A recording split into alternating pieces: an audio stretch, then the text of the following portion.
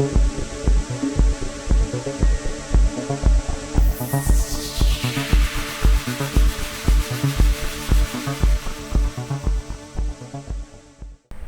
علیکم سامعین حضرات، پلان بی کی جاسوس سیریز میں خوش آمدید۔ معزز سامعین حضرات، آئیے سنتے ہیں آفٹر دی اسٹارم قسط نمبر 13۔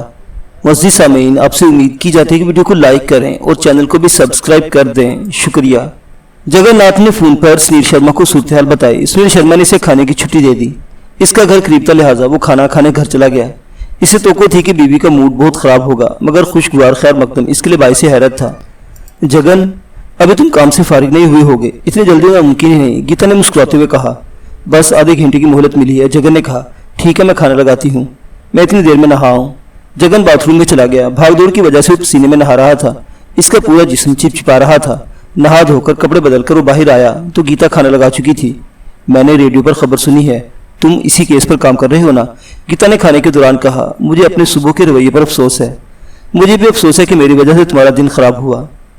ایسی کوئی بات نہیں، میں نے کچھ ضروری کام نمٹا لیے اس دوران، پتہ ہے میں شناختی کارڈ آفس میں چلی گئی تھی۔ توبہ کیا جھنجھٹ ہے، فارم بھرو، فنگر پرنٹس دو، تصویر کھنچواؤ، درد سر اچھا خاصا۔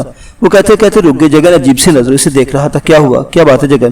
کچھ نہیں، ایک عجیب سا خیال آ گیا تھا۔ جگن نے کہا، یہاں ایسے غیر ملکی بھی ہیں جو کانٹریکٹ پر یہاں آئے ہوئے ہیں، ان کو شناختی کارڈ بنوانے کا حق حاصل ہے۔ تو پھر امریکی سفارتکار کی اغوا کی واردات میں ایک غیر ملکی ملوث ہے، اس کے فنگر پرنٹس ہمارے پاس موجود ہیں۔ خیال تو یہ ہے کہ وہ کوئی امریکی سیلر ہے، مگر ممکن ہے یا کسی کمپنی میں کانٹریکٹ پر آیا ہوا غیر ملکی ہو۔ غیر ملکی کی تعداد زیادہ تو نہیں، چیکنگ آسانی سے کی جا سکتی ہے۔ بات بن گئی تو اچھا ہے، نہیں بنی تو کوئی نقصان بھی نہیں۔ میں ذرا ایک فون کر لوں۔ ایس پی سنیل کے لہجے میں بے یقینی تھی۔ کچھ دیر پہلے وبھاکر کو بتا رہا تھا کہ محکمہ آبادی کا ریکارڈ اس انداز میں کام نہیں کرتا۔ نام معلوم ہو تو فنگر پرنٹس نکالے جا سکتے ہیں، لیکن فنگر پرنٹس کے ذریعے نام نہیں معلوم کیا جا سکتا۔ اس سسٹم کو الٹا چلانے کی کوشش کی گئی تو لاکھوں افراد کے ریکارڈ کی چھان بین میں مہینے لگ جائیں گے، یہ ممکن نہیں۔ لیکن غیر ملکی کی تعداد تو وہ مشکل سینکڑوں میں ہوگی۔ صرف شناختی کارڈ کی غیر ملکی کی درخواست کو چیک کر کے مردوں کو الگ کر لیا جائے، اس میں کوئی دشواری؟ اس میں بھی کئی دن لگے گے جگن ناتھ۔ کچھ نہ ہونے سے ہونا بہتر ہے جناب۔ ٹھیک ہے جگن۔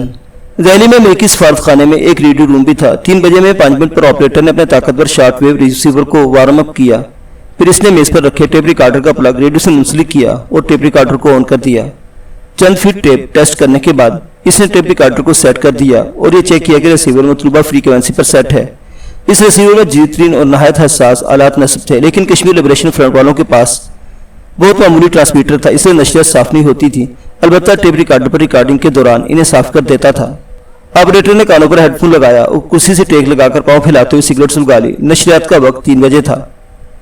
ٹھیک 3 بجے ہوا کے دوش پر کشمیر کا ترانہ گونجا۔ آپریٹر ریکارڈ کا بٹن دبا دیا، اب نشریات ریکارڈ ہو رہی تھی۔ 40 سیکنڈ تک وہ بہنجانی سے سنتا رہا۔ موسیقی نشر ہو رہی تھی، رزمیہ موسیقی۔ موسیقی تھمی تو اناؤنسر کی آواز آئی، یہ صدائے کشمیر ہے، کشمیر لبریشن فرنٹ کی آواز۔ ہم خون میں نہائے ہوئے مظلوم کشمیر سے آپ سے مخاطب ہیں، اب آپ انگریزی میں ہمارا خصوصی بلیٹن سنیں گے۔ چل ہمیں خاموشی رہی، پھر ایک اور آواز ابھری۔ کشمیر لبریشن فرنٹ کی ملٹری ہائی کمان اعلان کرتی ہے کہ انہوں نے امریکی ملٹری کے ایک اہم ایجنٹ کو پکڑ لیا ہے۔ یہ آپریشن آج صبح بمبئی میں کشمیر لبریشن فرنٹ کی خصوصی یونٹ نے مکمل کیا۔ قیدی ایجنٹ اس وقت فرنٹ کے قبضے میں ہے۔ کرسی پر بیٹھے آپریٹر کا جسم تن گیا، اس نے سگریٹ بجھائی اور آواز کچھ بڑھا دی۔ امریکی ایجنٹ کا نام ڈیوڈ کیلی ہے، اس نے اعتراف کر لیا کہ وہ CIA کا سینئر آفیسر ہے اور کشمیر اور پاکستان کے خلاف کارروائیوں میں مصروف رہا ہے، اس لحاظ سے اسے جنگی قیدی سمجھا جائے گا۔ اس پر جنگی مجرم کی حیثیت سے مقدمہ چلایا جا سکتا ہے۔ جرم ثابت ہونے کی صورت میں مروجہ بین الاقوامی قانون کے تحت اسے سزائے موت بھی دی جا سکتی ہے۔ آپریٹر نے کاغذ اور پینسل سنبھالی اور نوٹس لینے لگا۔ تاہم ہم غیر ضروری طور پر انسانی جانوں سے کھیلنا پسند نہیں کرتے، اس لیے ہم ڈیوڈ کیلی کو بغیر کوئی ضرر پہنچائے واپس کرنے کو تیار ہیں، بشرط یہ کہ ہمارے ان لیڈر کو رہا کر دیا جائے جنہیں غاصب بھارتیوں نے مقدمہ چلائے بغیر قید کر رکھا ہے۔ آپریٹر نے دروازے کی طرف منہ اٹھایا اور چیخ کر کہا، آرتھر جلدی سے یہاں آؤ۔ نشریہ اختتام کو پہنچ رہا تھا۔ ان مجاہد لیڈروں کی فہرست و تفصیلی شرائط جلدی پیش کر دی جائیں گی۔ نشریہ کے بعد بلبلہ انگیز قومی نغمے بجنا شروع ہو گئے۔ آپریٹر ریسیور سیٹ آف کیا، پھر سے ریوائنڈ کر کے ٹیپ سنا۔ 10 منٹ بعد امریکی سفیر اپنے کمرے میں ٹیپ سن رہا تھا۔ 20 منٹ بعد نشریہ کا متن امریکی قونصل جنرل کے سامنے تھا، ساتھ ہی پیغام بھی کہ سفیر صاحب بھی اگلی فلائٹ سے بمبئی پہنچ رہے ہیں۔ امریکہ میں اسٹیٹ ڈپارٹمنٹ کو اس تازہ ترین صورتحال سے مطلع کر دیا گیا تھا۔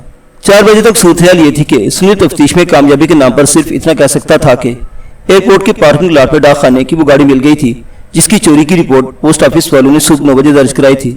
गश्ती पुलिस के लोगों को डाक गाड़ी याद थी, वो जुर्म से चंद दिन पहले ठीक इसी जगह खड़ी थी जहां बाद में अमेरिकी सफारतकार की कार खड़ी पाई गई थी। गश्ती पुलिस वाले इस वक्त मसरूका कारों की तलाश में निकले थे और उन्होंने डाक गाड़ी पर कोई तवज्जो नहीं दी थी। इन्हें यह भी याद नहीं था कि गाड़ी में कोई मौजूद था या नहीं। सुरंग का वीडियो टेप चलाया गया तो पता चला कि यही डाक गाड़ी सुरंग बंद होने से 1 सेकंड पहले पूना वाली साइड गई थी। सुरंग के इस हिस्से से ये सुरंग के दूसरे हिस्से की सफाई का ऑपरेशन शुरू करने के लिए आम ट्रैफिक के लिए बंद किया जा रहा था। लेबोरेटरी वाले डाक गाड़ी को खंगाल रहे थे। ट्रैफिक पुलिस ऑफिसर ने कहा, शायद इन्हें कोई अहम सुराग मिल जाए। मुश्किल ही है, किस्मत साथ नहीं दे रही, सुनील मोहन बोला। वो मायूस तो नहीं हुआ था, लेकिन तफ्तीश की सुस्तरवी पर इसे तशवीश जरूर हो रही थी। 1 घंटे बाद हंगामी कमेटी की एक और मीटिंग होने वाली थी, यानी इसे अमरीकियों का सामना करना था और इसके पास इन्हें बताने के लिए कुछ नहीं था। वो इस मीटिंग में शरीक नहीं होना चाहता था, लेकिन कमिश्नर का इसरार था कि इसे प्रोग्रेस रिपोर्ट देनी ही होगी। वो परेशान था कि प्रोग्रेस तो है ही नहीं और प्रोग्रेस रिपोर्ट देनी है। वो नारकोटिक्स इंस्पेक्टर विभाकर पर इंतजार कर रहा था। विभाकर इस वक्त सेलर्स की शनाख्ती परेड अटेंड कर रहा था। इसका एक नायब माउथ पीस पर हाथ रख के अपने तरफ मुतवज्जो कर रहा था। एक्सक्यूज मी सर, वो फिंगरप्रिंट्स एक स्क्वाड का इंचार्ज जो आपके पास आया था, इसका फोन है। वो कहता है कि शायद एक सुराग मिल गया है। क्या? सुनील ने बेयकीनी से कहा और फोन की तरफ झपटा। यह दुरुस्त है चीफ। दूसरी तरफ से टेक्नीशियन ने कहा, अभी वसूख से तो नहीं कहा जा सकता, लेकिन मंशियात फरोश या कोई फ्लैट में एक दीवार पर अंगूठे का एक निशान मिला था। वो शनाख्ती कार्ड की एक दरख्वास्त के फार्म के फिंगरप्रिंट से मैच करता है। दरअसल खुशकिस्मती से हमने यूं ही ताज़ा दरख्वास्तों को चेक करना शुरू कर दिया था। मुझे नाम बताओ, वक्त ज़ाया ना करो, मुझे नाम बता चाहिए।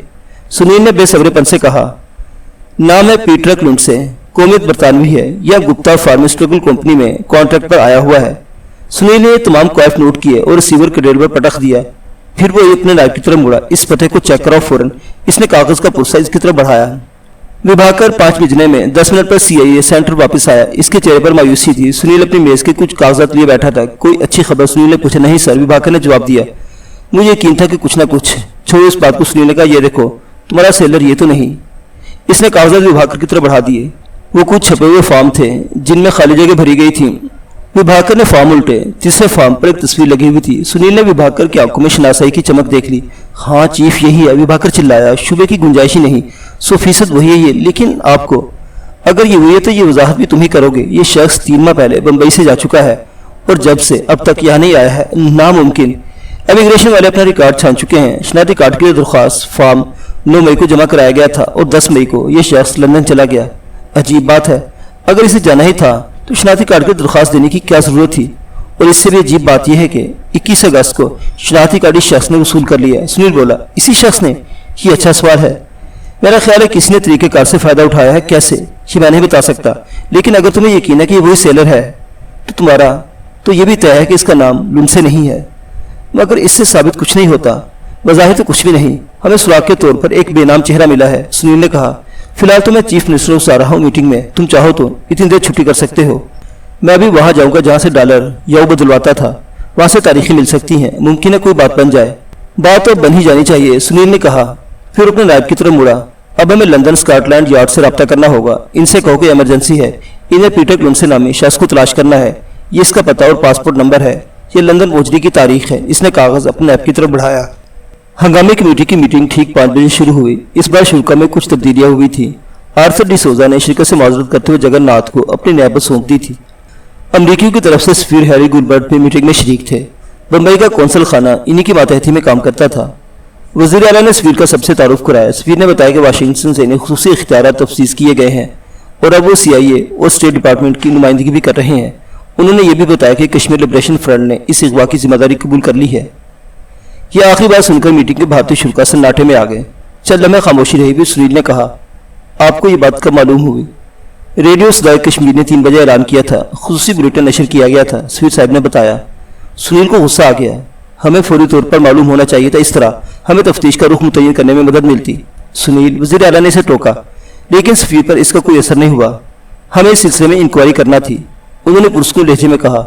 कश्मीरियों ने कुछ कैदियों की रिहाई का मुतालबा किया है। मुझे इस सिलसिले में आपके वज़ीर आज़म से बात भी करनी थी, लेकिन वज़ीर आज़म रज़ामंद नहीं है। ताहम उन्होंने काबीना का इजलास तलब कर लिया है। मगर आपको? वज़ीर आला ने हाथ के इशारे से सुनील को रोक दिया। फिर वो सफीर से मुखातिब हुआ। आपने बेहद ड्रामाई खबर सुनाई है। बहरहाल आप अब तफ्तीश की प्रोग्रेस रिपोर्ट सुनने। हाँ सुनील। सुनील अभी तक गुस्से में था, ताहम इसने अपने लहजे पर काबू पाने की कोशिश करते हुए अब तक की तफ्तीश का हाल सुनाया। डाक गाड़ी का मिलना, फिंगरप्रिंट्स का मैच करना, مجرموں کے ایک ممکنہ ساتھی کی تصویر جس کی شناخت ابھی تک نہیں ہو سکی تھی۔ امریکی سفیر بے چینی سے پہلو بدلتا رہا۔ بالآخر اس نے کہا، مجھے تو ان تمام باتوں میں کوئی ربط نظر نہ آتا ہے۔ ڈیوڈ کیلی کشمیریوں کے قبضے میں ہے، یعنی کشمیر میں ہے، اور آپ کہتے ہیں کہ اس جرم میں ایک امریکی بھی ملوث ہے۔ میں بصد احترام آپ کو یاد دلا دوں کہ آپ محض کشمیریوں کے دعوے کی بنیاد پر یہ بات کہہ رہے ہیں۔ سنیل نے کہا، تم کہتے ہو کہ ڈاک گاڑی ایئرپورٹ کی پارکنگ لاٹ میں ملی ہے، اس سے تو یہ لگتا ہے کہ اسے جہاز کے ذریعے لے گئے ہیں۔ میرا خیال ہے مجرم ہمیں باور بھی یہی کرانا چاہتے تھے، لیکن ان کا جہاز پر سوار ہونا اتنا آسان نہیں۔ سیکورٹی بہت سخت ہے، خاص طور پر ہتھیاروں کے سلسلے میں بہت سخت چیکنگ ہوتی ہے، اور پھر فوراً ہی ایئرپورٹ پر سیکورٹی کو الرٹ کر دیا گیا تھا۔ تمہارا مطلب ہے کشمیری جھوٹ بول رہے ہیں؟ نہیں، وہ بلا وجہ اتنا بڑا خطرہ مول نہیں لے سکتے، سنیل نے اعتراف کیا، لیکن میں سمجھتا ہوں کہ یہ کام وہ خود نہیں کر سکتے۔ دہلی میں ان کا زور ہے، لیکن بمبئی کی بات مختلف ہے، اور میں جس امریکی کی بات کر رہا ہوں ممکنہ طور پر کیلی کے باڈی گارڈ کو اسی نے شوٹ کیا ہے۔ ممکن ہے اس کی خدمات کرائے پر حاصل کی گئی ہوں۔ دہشت گرد تنظیمیں پہلے بھی ایسا کرتی رہی ہیں، لیکن اگر کشمیری یہ دعویٰ کر رہے ہیں کہ کیلی کو ہمارے علاقے سے نکالا جا چکا ہے تو یقینی طور پر جھوٹ بول رہے ہیں، اس لیے یہاں دباؤ ڈالے رکھنا ضروری ہے، اور میرا خیال ہے آپ بھی اس حق میں ہوں گے۔ یہ آخری بات سنیل نے پولیس کمشنر سے مخاطب ہو کے کہی تھی۔ کمشنر شرما نے پرخیال انداز میں سر کو تفہیمی جنبش دی، پھر وہ جگن ناتھ کی طرف مڑا۔ تم نے صبح کشمیر لبریشن فرنٹ کو لسٹ سے خارج کر دیا تھا، ان کے بارے میں تم کیا جانتے ہو؟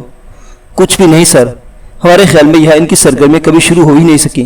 اب یا تو ہم سے اندازے کی بدترین غلطی ہوئی ہے، یا پھر انہوں نے یہ کام کرائے کے آدمیوں سے کروایا ہے، لیکن مقامی مدد کے بغیر۔ کیا یہ ممکن ہے؟ وزیر اعلیٰ نے پوچھا۔ کچھ بھی ممکن ہے سر، میں بہرحال یہ بات اعتماد سے کہہ سکتا ہوں کہ کشمیری بہرحال یا سرگرم عمل ہوتے تو ہمیں ضرور علم ہوتا۔ میں پھر اسی مقام سے بات کروں گا جہاں سے شروع ہوئی تھی۔ امریکی سفیر نے کہا، وہ ایک منجھا ہوا سیاستدان تھا، وہ جانتا تھا کہ کس وقت گفتگو کا رخ موڑنا چاہیے اور کس وقت خود کو نمایاں ترین پوزیشن میں لایا جا سکتا ہے۔ اسی وقت وزیر اعلیٰ کا ایک باوردی خدمتگار کمرے میں داخل ہوا۔ اس نے وزیر اعلیٰ کی طرف سے ایک کاغذ بڑھایا۔ سفیر اس کے باہر جانے کا انتظار کرتا رہا۔ وزیر اعلیٰ نے اپنے چشمے کی طرف ہاتھ بڑھاتے ہوئے کہا، آپ فرمائیں یور ایکسلنسی، میں سن رہا ہوں۔ میں یہ کہہ رہا ہوں کہ اب جبکہ کشمیریوں نے اغوا کی ذمہ داری قبول کر لی ہے تو ہمارا فرض ہے کہ کم از کم ان سے مذاکرہ ضرور کریں۔ میں آپ لوگوں کی تفتیشی کارروائی کو ہرگز غیر ضرور قرار نہیں دے رہا ہوں، میں صرف یہ کہہ رہا ہوں کہ حکومت امریکہ کو اپنے ملازم کے تحفظ کی براہ راست ذمہ داری قبول کرنی چاہیے۔ میں آپ کو بتا دوں کہ مجھے سیکرٹری آف اسٹیٹ اور سی آئی کے ڈائریکٹر نے خصوصی اختیارات سونپے ہیں۔ مجھے ہدایت کی گئی ہے کہ مسٹر کیلی کی حفاظت واپسی کے لیے ہر ضروری قدم اٹھاؤں۔ تو کیا آپ ذریعہ تاوان کی ادائیگی پر بھی تیار ہو جائیں گے؟ پولیس کمشنر شرما نے سفیر سے پوچھا۔ بھارتی حکومت کشمیری قیدیوں کی رہائی پر آمادہ نہیں، ایسے میں ہم اور کیا کر سکتے ہیں؟ ہم خود ان سے بات کریں گے۔ ذریعہ تاوان ایک اچھا متبادل ہے، سفیر نے بے حد اطمینان سے کہا۔ مجرموں سے سمجھوتا کرنا، انہیں رقم ادا کرنا میرے نزدیک بہت بڑا جرم ہے، سنیل نے کہا۔ اگر مجرم ابھی ہمارے علاقے میں موجود ہے تو یہ بات تم کس بنیاد پر سوچتے ہو کہ ابھی تک تمہارے علاقے میں موجود ہیں؟ سفیر نے اس کی بات کاٹ دی۔ میرا اندازہ ہے، میری چھٹی حص بتاتی ہے کہ اندازہ چھٹی حص۔ سفیر نے کوٹ کی آستین ہٹائی اور کلیبر بندی گھڑی میں وقت دیکھا۔ 9 گھنٹے کی تمہاری تفتیش کا یہ نتیجہ ہے۔ سفیر، چھٹی حص اور اندازہ، سفیر کے لہجے میں حقارت تھی۔ سفیر کے لیے غصہ ضبط کرنا مشکل ہو رہا تھا۔ وہ کمشنر شرما کی طرف مڑا، اس کے لہجے میں گھٹی گھٹی التجا تھی۔ سر، یہ ہرگز اس بات کا جواز نہیں۔ حضرات، میرے پاس ایک اہم خبر ہے، اچانک وزیر اعلیٰ راؤ نے کہا۔ اس کے سامنے ایک ٹیلی پرنٹڈ پیغام رکھا تھا۔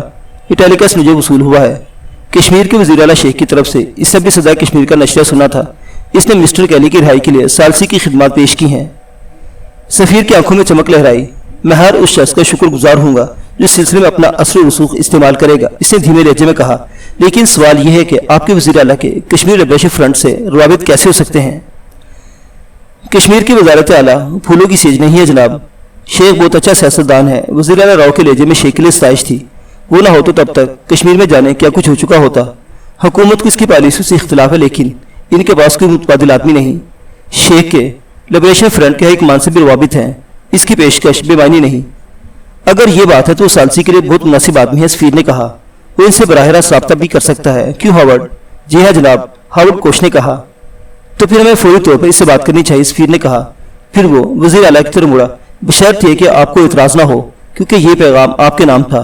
اب بہرحال گیند ہمارے کورٹ میں ہے۔ ہاں ایک بات اور، وہ کہتے کہتے رکا، پھر بولا، اگر ہمارے مذاکرات ہوتے ہیں تو آپ کی طرف سے کوئی ایسا ویسا قدم ہمارے لیے پریشانی اور شرمندگی کا باعث ہو سکتا ہے۔ آپ لوگ ہمیں اپنے اقدامات سے باخبر رکھیے گا، بلکہ پہلے ہم سے مشورہ کر لے تو بہتر ہوگا۔ ضرور، لیکن ضروری نہیں ہوگا کہ آپ کا مشورہ قبول بھی کیا جائے۔ فیصلے تو ہم ہی کریں گے، میرے صوبے میرے دائرہ اختیار سے باہر کچھ بھی کریں، کیسے ہی سودہ بازی کریں، لیکن میرے صوبے کی حد میں یہ ایک قتل اور اغوا برائے تاوان کا سنگین ترین کیس ہے۔ جس کے مجرموں کو کیفر کردار تک پہنچانا میرے ان پولیس افسروں کا فرض ہے۔ راؤ نے دو ٹوک لہجے میں کہا۔ بالکل ٹھیک فرمایا آپ نے، سنیل نے بآواز بلند تائید کی۔ معزز سامعین حضرات، اغوا کی یہ کہانی بھی جاری ہے، بقیہ واقعات اگلی قسط میں۔ اللہ حافظ۔